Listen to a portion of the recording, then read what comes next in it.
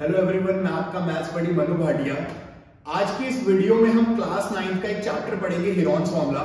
Basically Heron's formula का क्या use है, उसे हम कैसे अप्लाई करते हैं अपनी मैथ्स के अंदर, ये सब आज हम इस वीडियो में सीखेंगे। बहुत ही अच्छा चैप्टर है ये, चैप्टर 10 काफी स्कोरिंग है। तो आप सब बच्चे जो क्लास 9 में पढ़ते हैं प्लीज इस वीडियो को अच्छे से देखें ताकि आपको ये चैप्टर अच्छे से समझ आ जाए।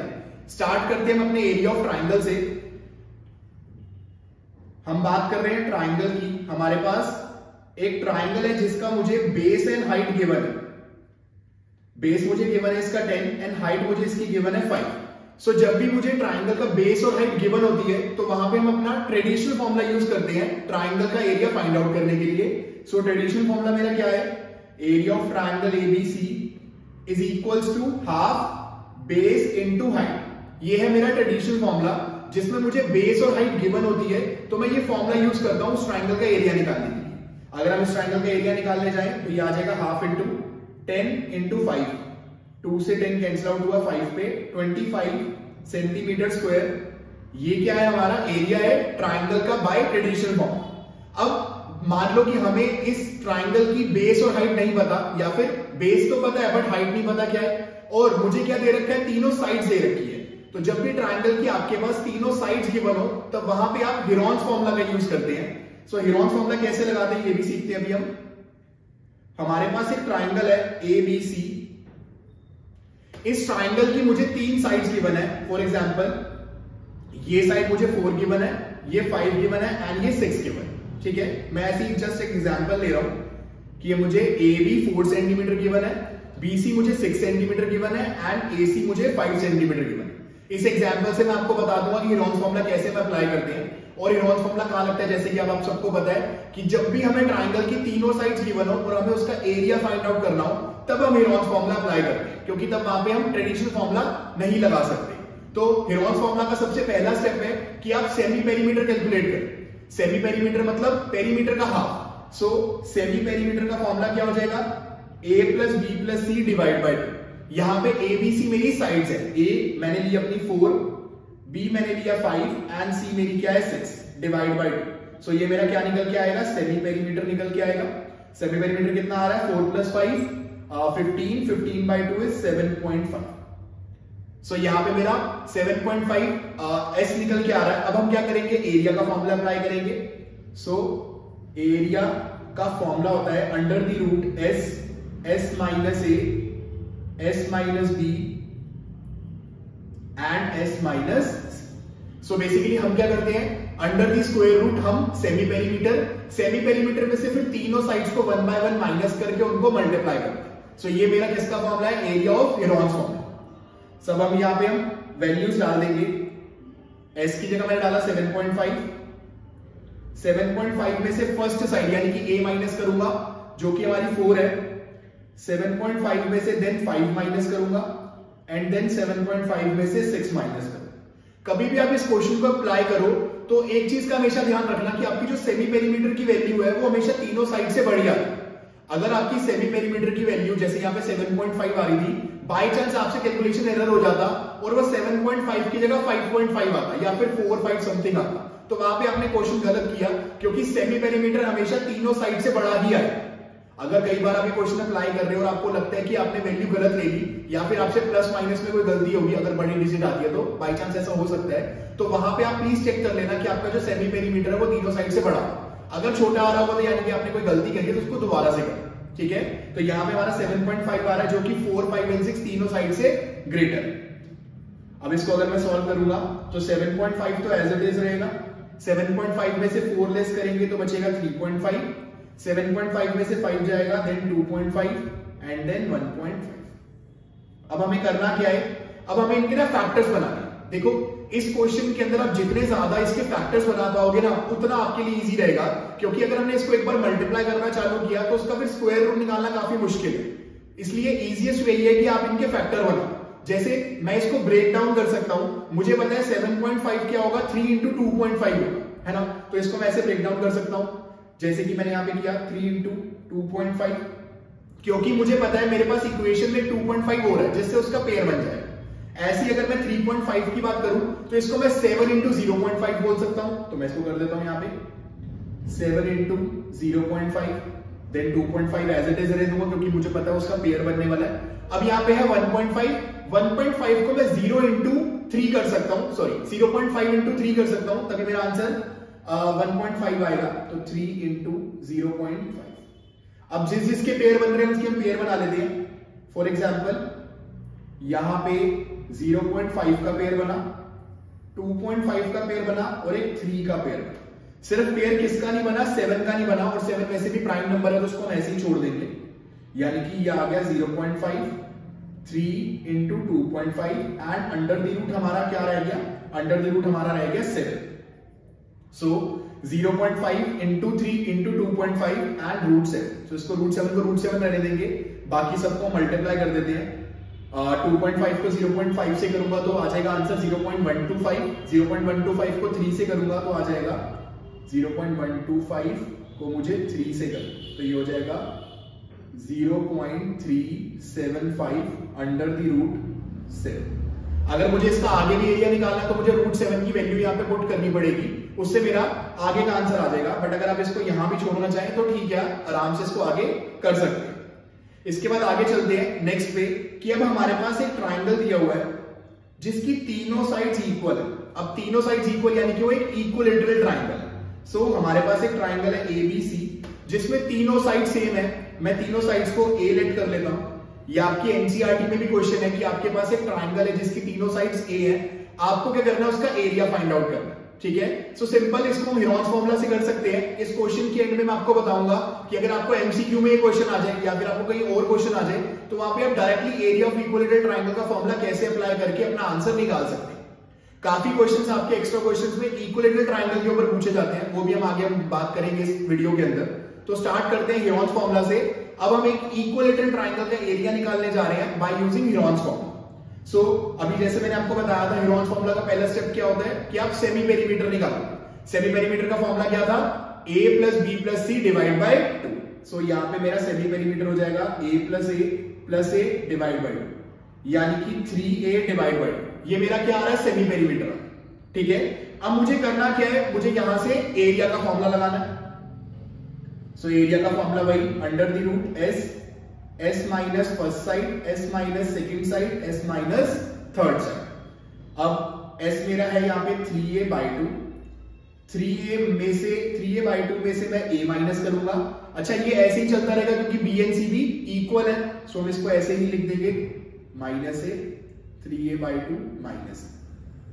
अब हमें क्या करना है, इसको सॉल्व करना है। सो पहले अंदर एलसीएम ले लेते हैं इनका। जब हम इनका एलसीएम लेंगे सो ये मेरा क्या हो जाएगा 3a बाय 2। अच्छा, 3a में से 2a माइनस होगा एलसीएम लेके तो क्या बच जाएगा a अपॉन में 2। ऐसे ही बाकियों का भी आंसर यही रहेगा। देखिए काफी इजी है इसको निकालना क्योंकि दो चीजें तो सेम ही आ चुकी है, इनका पेयर बन जाएगा और इसको हम बाहर ले लेंगे। और यहां पे हमारे पास है 3a बाय 2 यानी कि इसको हम 3a बाय 2 लिख सकते हैं।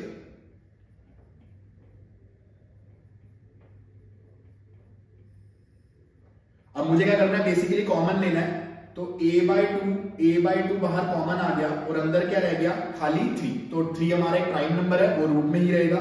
सो हमारा फॉर्मूला हो गया a square by 2 into root 3। अच्छा सॉरी 2 इंटू 2 4 हो जाएगा हमारा। सो ये हमारा आ गया a square by 4 into root 3, यानी कि हमारा जो फॉर्मूला है वो है रूट 3 बाय 4 इंटू साइड का स्क्वायर। यही है हमारा एरिया ऑफ इक्विलैटरल ट्राइंगल। कभी भी आपको एमसीक्यू क्वेश्चन आ जाए या फिर कोई ऐसा क्वेश्चन आ जाए जहां पे आपको डायरेक्ट इक्विलैटरल ट्राइंगल का एरिया निकालने को बोल दिया जाए, हालांकि वो 2 मार्क का भी हो सकता है, 1 मार्क का क्वेश्चन भी हो सकता है, तो वहां पे आप डायरेक्टली अपनी साइड्स पुट करके इस फॉर्मूले के अंदर अपना आंसर निकाल सकते हैं। काफी ज्यादा एमसीक्यू इसके ऊपर क्वेश्चन पूछे जाते हैं क्लास 9 के अंदर, तो इसको प्लीज ध्यान से करना। आपको बस ये फॉर्मूला याद होना चाहिए रूट 3 बाय 4 इंटू साइड्स को। ठीक है, इससे हम क्या कर सकते हैं, अपना एरिया फाइंड आउट कर सकते हैं बिना यूज करे ह्यूरॉन्स फॉर्मूला। हमने डायरेक्ट निकाल लिया, एक फॉर्मूला बना लिया जिसके अंदर अपनी साइड की वैल्यू डाल के हम निकाल सकते हैं। अगर आप चाहे तो मैं एक एग्जांपल करा सकता हूं। मान लो मेरे पास एक साइड दे रखी है, एक इक्विलैटरल ट्राइंगल है जिसकी साइड मुझे 9 सेंटीमीटर गिवन है। एक इक्विलैटरल ट्राइंगल जिसकी तीनों साइड्स 9 गिवन, और ये 1 मार्क का क्वेश्चन है कि आपको फाइंड आउट करना है इसका एरिया, और आपको क्या गिवन है, साइड 9 गिवन।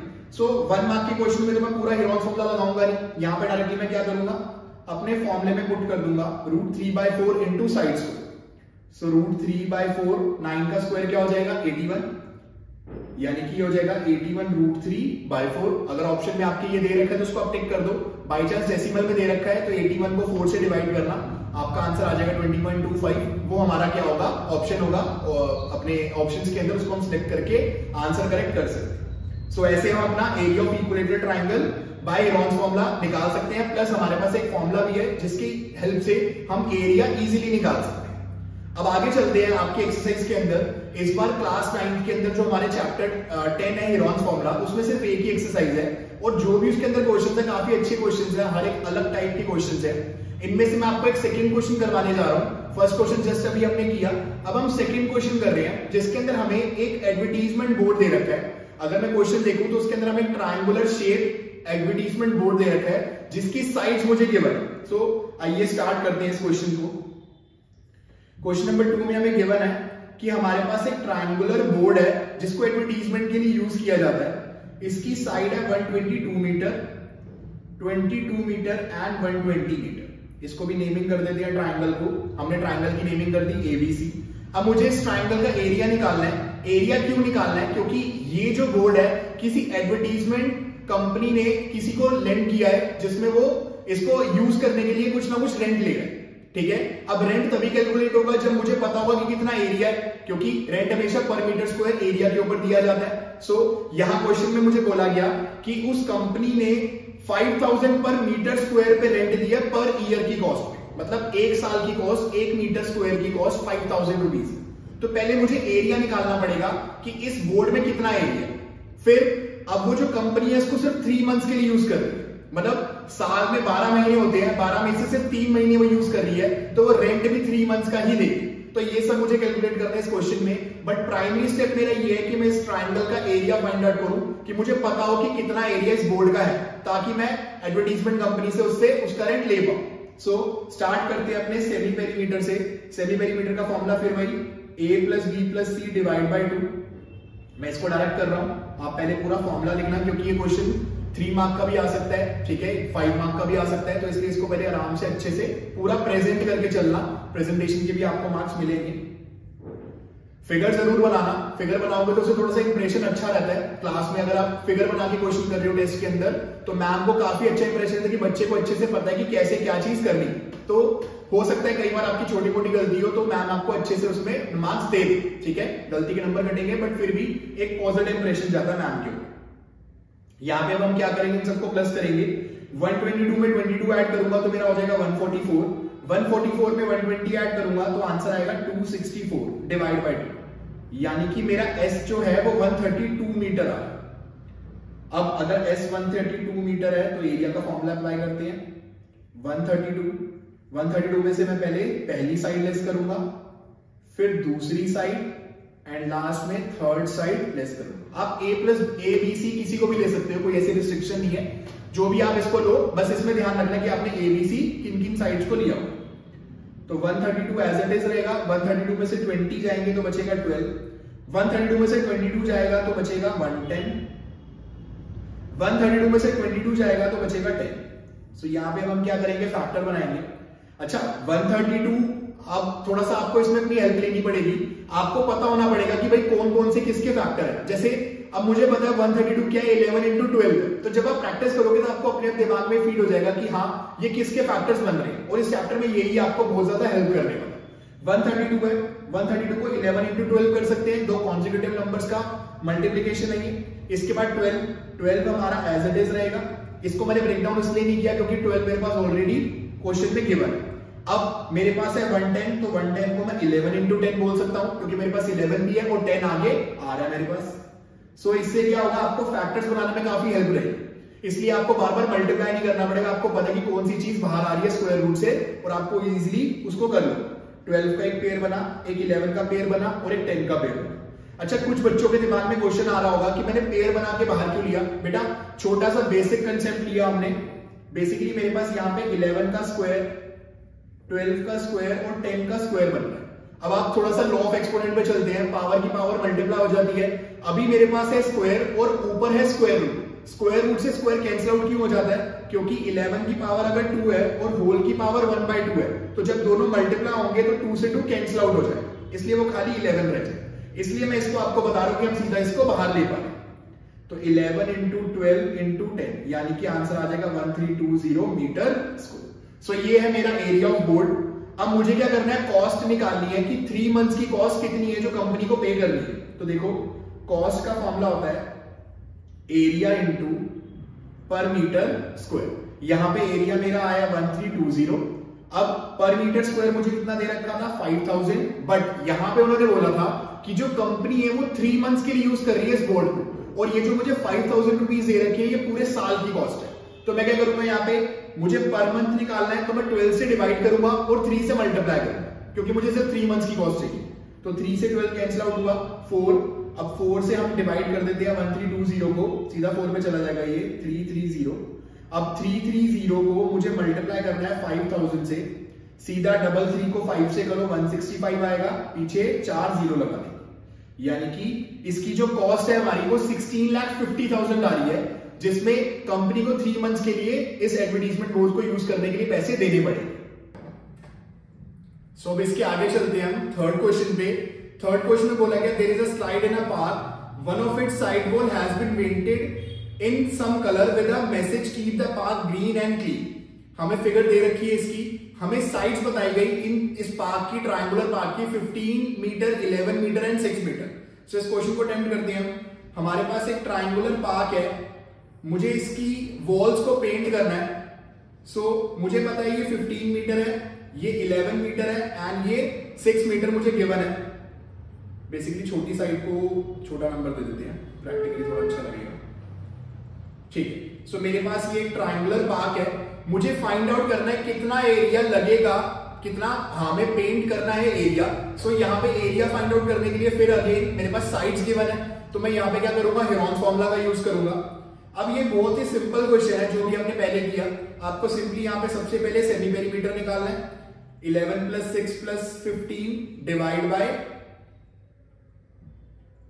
2।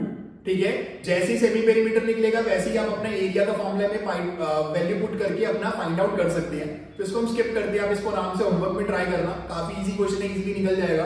कोई कॉस्ट नहीं निकालनी, बस आपको एरिया बताना है कि कितना एरिया आपका है जिसको आपको पेंट करना है।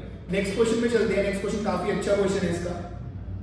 नेक्स्ट क्वेश्चन में उन्होंने हमें बोला कि हमारे पास एक ट्राइंगल है जिसका हमें एरिया फाइंड आउट करना है।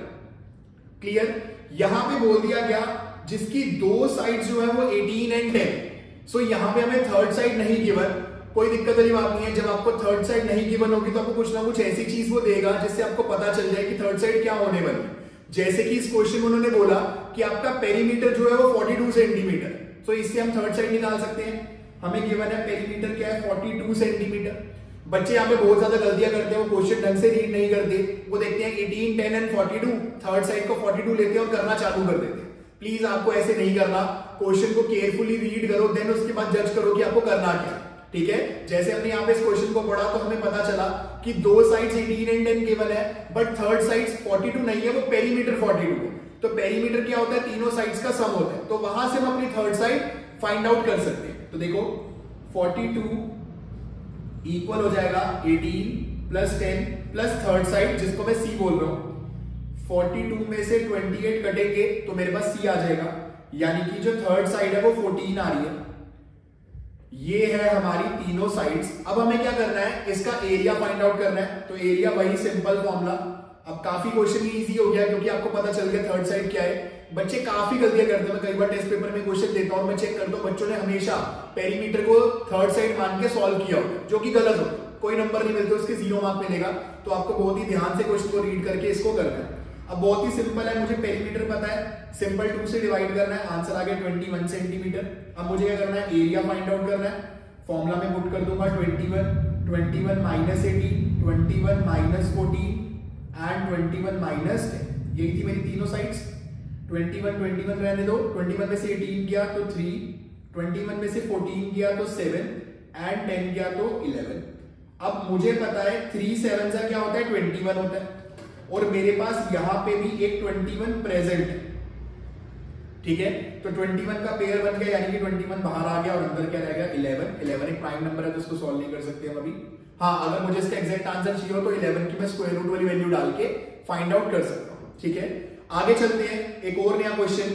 इस क्वेश्चन के अंदर, ये 5th क्वेश्चन एक्सरसाइज 10.1 का, इस क्वेश्चन के अंदर हमें ट्राइंगल की तीनों साइड्स का रेशियो दिया हुआ है।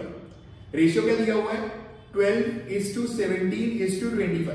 ये मेरा क्या है? रेशियो है। अच्छा, ये क्वेश्चन में भी आपको एक और चीज गिवन होगी, पेरीमीटर गिवन होगा। जब भी आपको रेशियो का क्वेश्चन आए तो वहां पे पेरीमीटर जरूर गिवन होगा, तभी आप अपनी साइड्स बता पाओगे पहले क्या होगी, देन उसके बाद एरिया फाइंड आउट करो।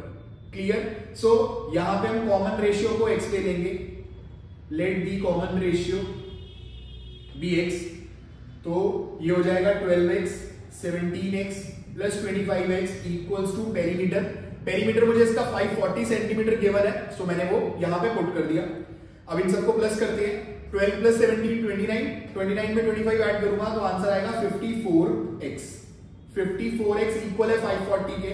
सो x की वैल्यू कितनी आ गई? 10, यानी कि कॉमन रेशियो 10 था मेरा, तो मेरी फर्स्ट साइड क्या हो जाएगी? 12 into 10 यानी कि 120 सेंटीमीटर। सेकेंड साइड हो जाएगी 17 into 10 यानी कि 170 सेंटीमीटर। और जो मेरी थर्ड साइड है वो हो जाएगी 25 into 10 यानी कि 250 सेंटीमीटर। अब आगे का प्रोसेस आपको पता है कि आपको कैसे करना है। सबसे पहले आपको सेमी पेरीमीटर निकालना है। सेमी पेरीमीटर क्या होगा? पेरीमीटर का हाफ, पेरीमीटर 540 है तो यानी कि हो जाएगा 270 सेंटीमीटर। अब हम क्या करेंगे? एरिया में पुट करेंगे इसको। एरिया का फॉर्मूला क्या था?